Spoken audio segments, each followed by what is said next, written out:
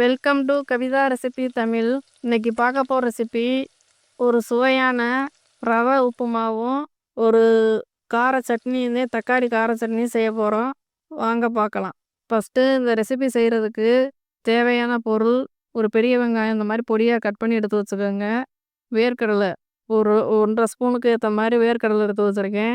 கடலைப்பருப்பு 1 ஸ்பூன் எடுத்து வச்சுருக்கேன். கடவுளுந்தம்பருப்பு, கருவேப்பிலை இந்த கப்பில் தான் ரவை எடுத்து வச்சுருக்கேன். இந்த ரவையை ஃபஸ்ட்டு நல்லா லைட்டாக ஒரு 2 நிமிஷம் ஒரு 3 நிமிஷம் வறுத்துக்கணும்.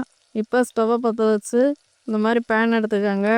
பேன் நல்லா சூடானதுக்கு பின்னாடி வறுத்த ரவை வறுக்காத ரவை எதாக இருந்தாலும் பரவாயில்ல, நீங்கள் லைட்டாக ஒரு தடவை வறுத்து செய்கிறப்ப ரொம்ப நல்லாயிருக்கும். உப்புமா செய்கிறது ஒரு உதிரியாக நல்லா வரும். அதுக்காண்டி இந்த மாதிரி லைட்டாக வறுத்துட்டு ஒரு 2 நிமிஷம் ஒரு 3 நிமிஷம் வறுத்துட்டு செய்கிறப்ப நல்லாயிருக்கும். இந்த மாதிரி வறுத்துக்கோங்க.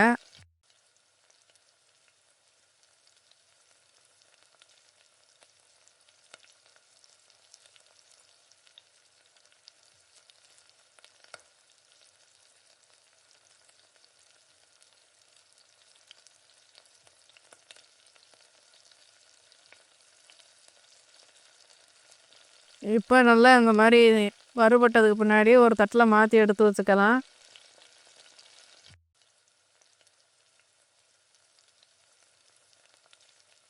நம்ம 1 கப்பு ரவை எடுத்தோம்னா அதே கப்பில் தான் தண்ணியுடைய அளவு இருக்கணும்.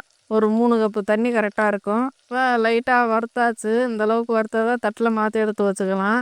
இப்போ அதே பேனில் தேவைக்கேற்ற மாதிரி எண்ணெய் சேர்த்துக்கோங்க.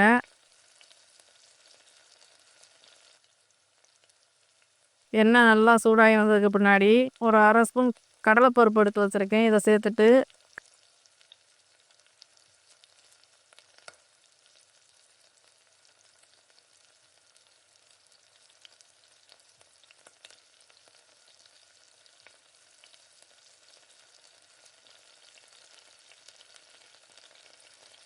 கடலைப்பருப்பு நல்லா பொரிஞ்சு வர்றப்ப நல்லா வேர்க்கடலை எடுத்து வச்சுருக்கோம்ல அதையும் சேர்த்துக்கோங்க.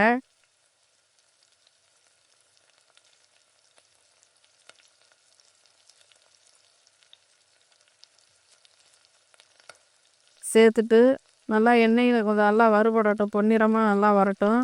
நல்லா இந்த வேர்க்கடலையை நல்லா இது மாதிரி வறுத்துக்கோங்க. ஸ்டவ்வை நல்லா கம்மி பண்ணி வச்சுட்டு வறுத்துட்டு கடுகு பருப்பு சேர்த்துக்கோங்க. கடுகு நல்லா பொரிஞ்சு வர்றப்ப வெங்காயத்தை சேர்த்து நல்லா வதக்கணும்.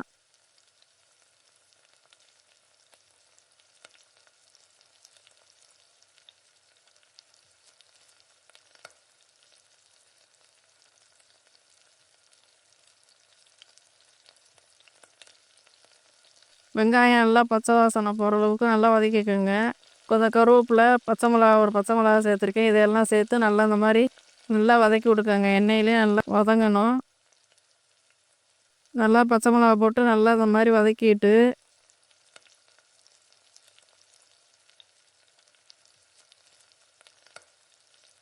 கொஞ்சம் பெருங்காயத்தூள் ஒரு 1/2 ஸ்பூனுக்கு ஏற்ற மாதிரி பெருங்காயத்தூள் சேர்த்துருக்கேன். இதையும் நல்லா எண்ணெயில் இந்த மாதிரி வதக்கி எடுத்துக்கோங்க.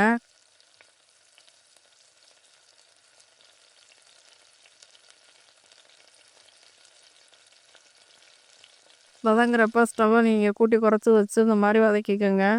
இப்போ நம்ம 1 கப்பு ரவைக்கு 3 கப்பு தண்ணி சொன்னோம்ல, அந்த 3 கப்பு தண்ணி இதில் சேர்த்துக்கலாம். நீங்கள் இந்த மாதிரி ஊற்றலாம், இல்லைன்னா நீங்கள் தண்ணியை கொதிக்க வச்சு கூட இந்த மாதிரி சேர்த்துக்கலாம்.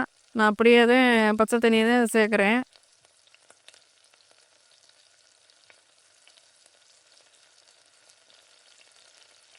இப்போ இதில் கல் உப்பு 1 ஸ்பூனுக்கு ஏற்ற மாதிரி சேர்த்துருக்கேன்.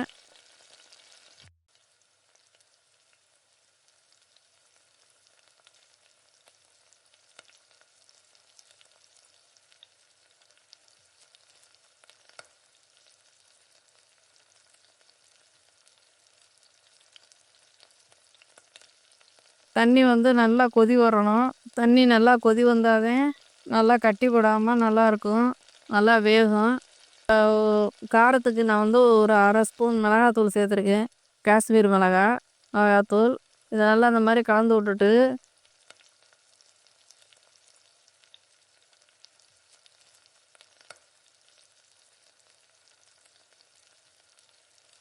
நீங்கள் கல் உப்பு இல்லைன்னா நீங்கள் தூள் உப்பு இருந்தால் கூட சேர்த்துக்கோங்க. சேர்த்து இந்த மாதிரி சலசலன்னு இந்த மாதிரி கொதி வந்ததுக்கு பின்னாடி இந்த ரவையை கொஞ்சம் கொஞ்சமாக இந்த மாதிரி கொட்டி கிளறிக்கணும்.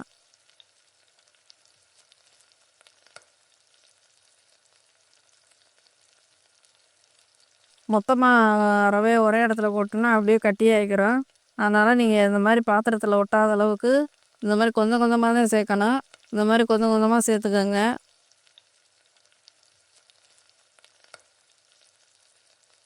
அப்படியே கரண்டியை நீங்கள் இந்த மாதிரி கிளறி விட்டுக்கிட்டே இருக்கணும், எடுக்கக்கூடாது. அப்படியே விடாமல் கிண்டி விட்டுக்கிட்டே இருங்க இந்த மாதிரி தண்ணியில்.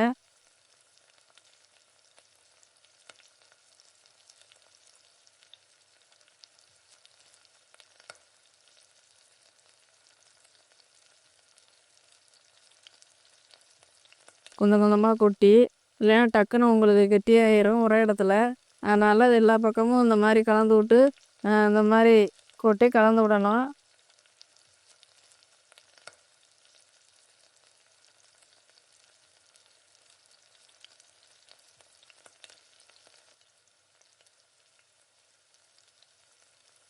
அப்போதான் நல்லா ரவை வெந்து வரும். அதை விடாமல் எல்லாம் கையெடுக்காமல் இந்த மாதிரி கிளறி விட்டு எல்லா ரவையும் மொத்தமாக சேர்க்காம அப்படி இந்த மாதிரி கொஞ்சம் கொஞ்சமாக தான் சேர்க்கணும். கடைசியாக இருந்த ரவை எல்லாமே மொத்தமாக அப்படி சேர்த்தாச்சு. சேர்த்து இந்த மாதிரி நல்லா கிளறி விட்டுக்கிட்டே இருங்க.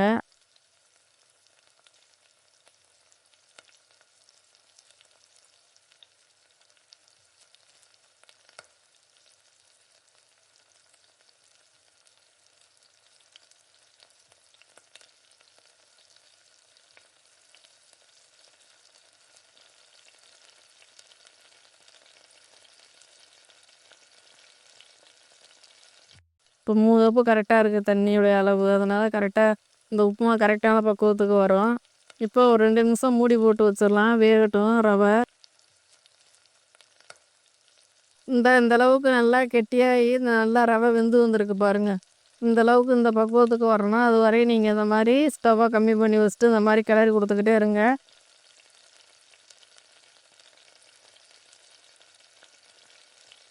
நல்லா இருக்குது பாருங்கள், ரவை பிசு பிசுப்பு இல்லாமல் நல்லா வந்திருக்கு.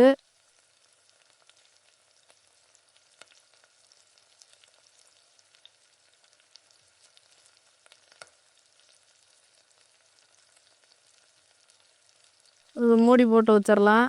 இப்போ கார சட்னியை நம்ம ரெடி பண்ணிக்கிறோம், தக்காளி சட்னி. இந்த உப்புமாவுக்கு கார சட்னி இல்லைன்னா தேங்காய் சட்னி வச்சு சாப்பிட்றப்போ ரொம்ப நல்லாயிருக்கும். நான் அந்த மாதிரி ரோட்டு கடை சட்னி, கார சட்னி மாதிரி தான் செய்ய போகிறேன். இந்த மாதிரி பெரிய வெங்காயம் ஒரு 2 வெங்காயத்தை கட் பண்ணிவிட்டு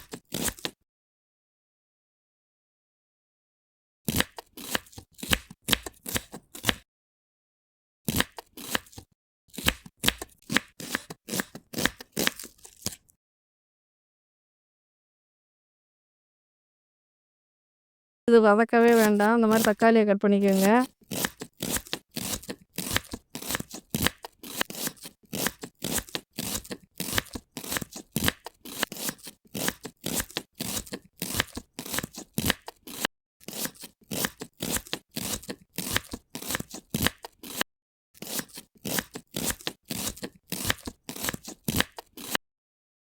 தக்காளியை கட் பண்ணிவிட்டு இந்த மாதிரி பொடியாக இந்த மாதிரி கட் பண்ணிவிட்டு மிக்ஸி ஜாரில் நம்ம ஒரு சுற்றி எடுத்துக்கலாம். நல்லா இந்த மாதிரி தக்காளி நல்லா இந்த மாதிரி கட் பண்ணிக்கோங்க. இப்போ இந்த மாதிரி மிக்ஸி ஜாரில் சேர்த்துட்டு அப்படியே வதக்காமல் 2 பச்சை மிளகா சேர்த்து மிக்ஸி ஜாரில் இந்த மாதிரி அடித்து எடுத்துக்கலாம். இப்போ இந்த பக்கம் தாளிச்சுக்கிடலாம். இப்போ ஒரு பாத்திரத்தில் மாற்றிட்டு இப்போ ஸ்டவ்வை பற்ற வச்சு இந்த மாதிரி பேன் எடுத்துக்கோங்க.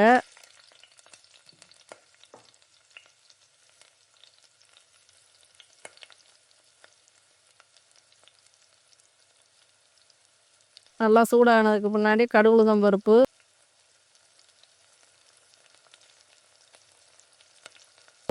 பெருங்காயத்தூள் போட்டுக்கோங்க.